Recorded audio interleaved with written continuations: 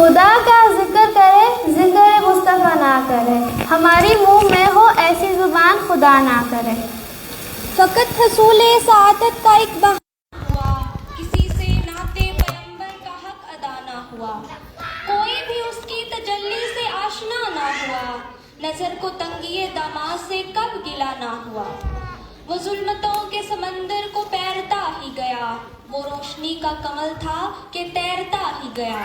یہ مدعا مشیت تھا اس کی بعثت سے کہ آدمی کا تعارف ہوا اپنی عظمت سے، عطا ہوئے جو مروت کے اس کو پیرائے، زبان حق سے وہ خلق عظیم کہلائے۔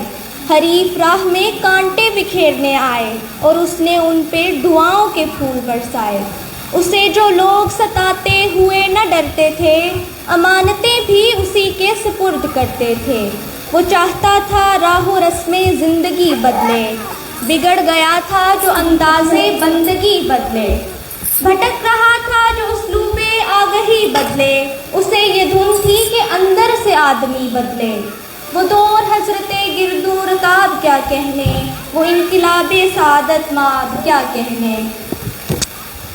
تلاوت قرآن مجید کے بعد اب نعت رسول کریم پڑھنے کی سعادت حاصل کرنے کے